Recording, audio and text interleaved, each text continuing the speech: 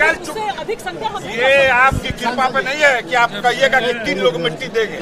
हाँ हाँ, मैं जिलाधिकारी अधिकारी कुछ भी हो, अब हमारी मट्टी देने के लिए हमको तो आप करिए। आपने परमिशन थोड़ी आप ली करिए। है बजवा लगाने की। मट्टी देने के लिए अपने धार्मिक प्रयोजन के लिए किसी परमिशन की जरूरत नहीं है। कस्बा थोड़ी मट्टी देगा भाई, सब परिवार के लोग दें।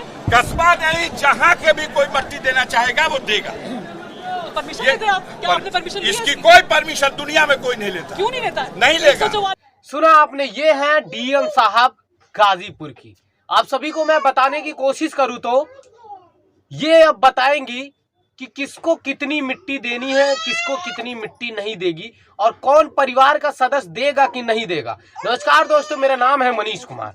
दोस्तों खैर, तो मैं मुसलमान समाज के लोगों का धर्म जो है वो मैं नहीं जानता, लेकिन मैं हिंदू समाज का जरूर जानता हूं, क्योंकि आप सभी को मैं बता दूं कि हमारी तरफ या किसी की भी तरफ अगर हिंदू धर्म में अगर कोई मरता है, किसी की डेथ हो जाती है, तो उसके नात बात रिश्तेदार, गांव से लेके यार दोस्त, मतलब जितने भी आसपास के लोग होते हैं, हर कोई मिट्टी देता है, हर कोई चीता को लकड़ी देता है। लेकिन मुख्तार अंसारी को अगर बात किया जाए तो मुख्तार अंसारी कोई आतंकवादी नहीं था, बलात्कारी नहीं था। उसके ऊपर मुकदमा लगाया गया था, जान से मारने की हत्या के आरोप में मुकदमा लगा, छिनैती का आरोप में मुकदमा लगा, उसके साथ साथ और भी थोड़े बहुत मुकदमे लगे। इसका ये मतलब नहीं है साथियों कि आप जो है, आप ठीक है 144 धारा है, 144 धारा में शांति का आप करना चाह रही हैं, अच्छी बात है। लाखों की संख्या में मुख्तार अंसारी के चाहने वाले वहां पर पहुंचे, आप अच्छी बात है, आप सुरक्षा दे रहे हो सबको, अच्छी बात है। हल्ला हुल्ला जो भी है, धक्का मुक्की से लोगों को बचा रहे हो, लेकिन ये कहने का मतलब ये नहीं होता है कि आप बोलेंगी तो ही जनाजे को लोग कांधा देंगे, आप बोलेंगी तो ही जनाजे को लोग मिट्टी देंगे। तो ये चीजें ये गलत है। ये साफ साफ पता चलता है साथियों कि ये सत्ता का नशा है। और आप ये भी जानते हैं कि सरकारें जो है वो आती है और जाती है।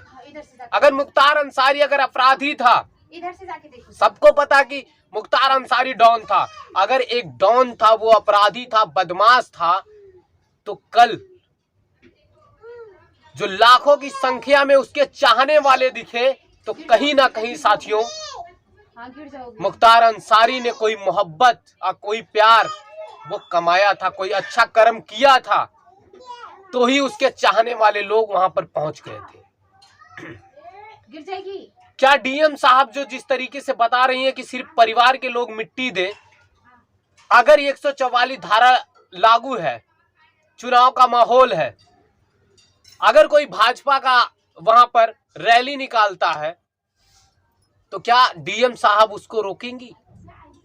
डीएम साहब जिस अकड़ में बात की है, क्या उससे बात करेंगे? नहीं करेंगे, क्योंकि उनको भी पता कि बीजेपी की सरकार है उत्तर प्रदेश में, देश में भी बीजेपी की सरकार है। तो कहीं ना कहीं इस तरीके से जो भी लोग, चाहे मैं हूं चाहे कोई भी हुआ, अगर इस तरीके से अगर कोई करता है तो बिल्कुल ये गलत है। और अगर ये कानून के लोग इस तरीके से अपनी भाषा बोलेंगे, तो साथियों सोचिए आम आदमी किस तरीके से भाषा बोलेगा।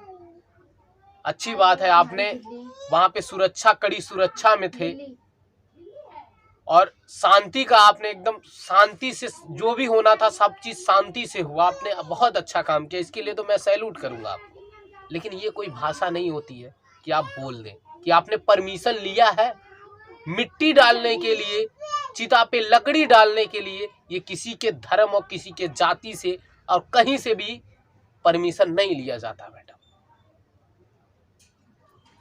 गांव से लेके, कस्बे से लेके कहीं पे भी से कोई आकर किसी के चिता पर लकड़ी डाल सकता है, किसी को मिट्टी दे सकता है। यही हमारे देश की खूबसूरती है। और आप जैसे लोग इस चीज को कह रहे हैं आपने परमिशन लिया कि नहीं लिया। कहीं ना कहीं साथियों मुख्तार अंसारी के साथ जो हुआ है उसकी भी जांच होनी चाहिए, और ये डीएम साहब के भी बारे में जांच होनी चाहिए। और ये भी कह रही है कि हम सबके ऊपर कार्रवाई करेंगे। लेकिन सवाल ये भी उठता है कि अगर आप चीता को किसी के लकड़ी डालने जाते हैं तो आपके ऊपर मुकदमा लगा दिया जाएगा। ये डीएम साहब का कहना है। आप किसी को मिट्टी डालने जाते हैं तो आप अगर परमिशन नहीं लेके गए तो आपके ऊपर मुकदमा लगा दिया जाएगा। तो कहीं ना कहीं लोकतंत्र की हत्या ही की जा रही है साथियों। तो साथियों मैं ये बात करने के लिए आया था। आप लोग अगर मेरे चैनल पे नए हो तो आप मेरे चैनल को जरूर सब्सक्राइब करो, लाइक करो और कमेंट करना ना भूलो।